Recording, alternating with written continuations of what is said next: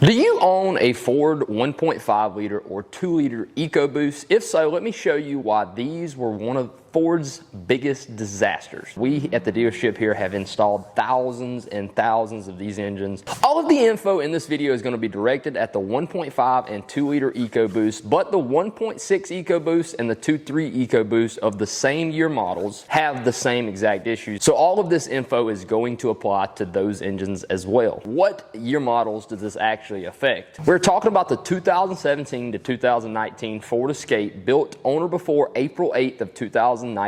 We're talking about the 2014 to 2019 Fusion, built on or before June 10th of 2019. Those 2 year models are for the 1.5 liter EcoBoost. The 2 liter can be found in the Edge and numerous other models that Ford has had over the last several years. So what is this big disaster with this engine? If you have owned a 1.5 or 2 liter EcoBoost, you're probably familiar with the problem we're talking about. That is coolant leaking into your combustion chamber or into your cylinder. This coolant leaking into your combustion chamber can cause misfires, it can cause smoke, lack of power, and all kind of other issues. We generally do not want coolant or water entering into our combustion chamber. Now, the reason that the coolant is leaking into that combustion chamber is because of the head to block sealing surfaces on the 1.5 and 2 liter. That is the issue. It is not the head gasket.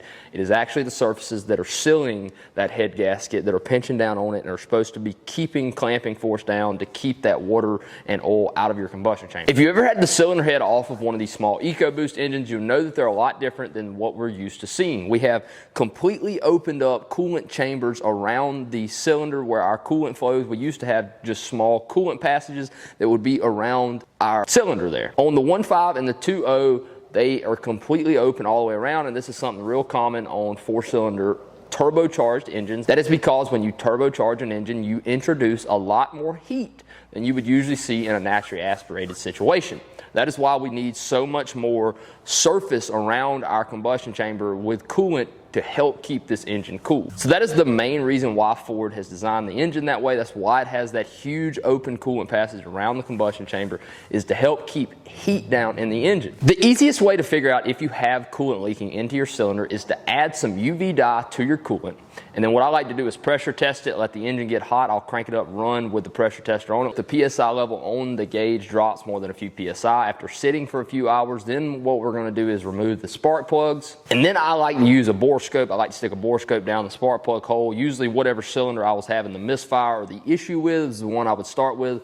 I'll put the bore scope down into it and look and see if I can see any of that green dye coolant that I installed in the engine earlier down on top of the piston. Now, if you don't have a bore scope, that's not that big of a deal. What I've done a few times in the past is I'll get a white piece of notebook paper and I'll stick over the spark plug hole with the spark plug out, and then I'll just crank the engine. Any coolant that's in that cylinder will come out, and if you installed that UV dye like I told you to, your notebook paper should be nice and lime green. You figured out that you indeed have coolant leaking into your cylinder. What's the fix? Well, if you own a 1.5 liter, that is probably to put a short block in it. If you own a 2 liter EcoBoost, that is probably going to be putting a long block in. Why do we install a short block with the 1.5 and a long block with a 2 liter? Well, the short answer is because Ford tells us to. The answer, I believe, is that on the 1.5 EcoBoost, the cylinder head does not actually have any kind of a cause in the sealing issues that that engine has with the block to head sealing surfaces. It's more of a block surface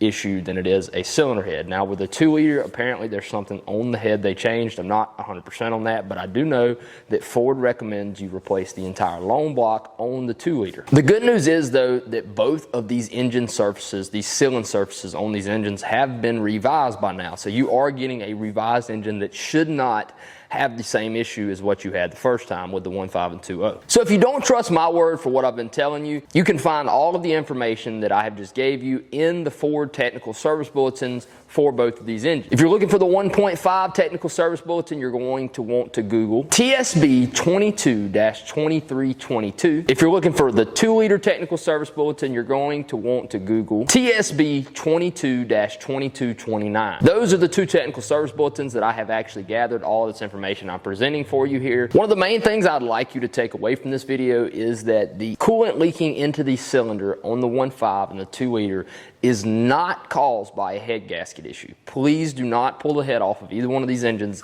and install a head gasket. This is a block sealing surface issue. The 1.5 liter short block comes in at $1,215 for the engine. Now granted, there's a good bit more parts you're probably going to need to install this engine, but the parts pretty cheap for the 1.5. Now labor wise, you're probably going to be looking at somewhere from $3,500 to $5,500 to install that short block. So it's a good bit higher on the labor side just because the engine has to be tore all the way down to the bare block basically. The 2 liter, a little bit more expensive, comes in at $2,618. Labor on the 2 liter, you're probably looking at somewhere in the range from $2,500 to $3,500 to have that engine installed, maybe a little bit more depending on your area. Overall, the 1.5 and 2 liter EcoBoost are some of the worst engines I've ever seen Ford produce. I would not recommend buying them unless you can prove for 100% fact that it has had the redesigned 1.5 or the redesigned 2 liter, or the same thing in the case of the 1.6 and the 2.3 for most cases.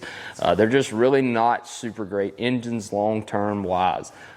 Turbochargers, heat, it just doesn't mix real well with an engine. Now you know everything you need to know about the 1.5 and 2 liter engine issues. All right guys, that's pretty much gonna wrap us up for this one. I appreciate you guys watching. If you haven't already, make sure you go hit that like button down below. If you're looking for merch, I have the link posted up for the merch down below in the description. So go check that out if you hadn't already. As always, I appreciate you guys watching, and I will catch y'all in the next one. Peace.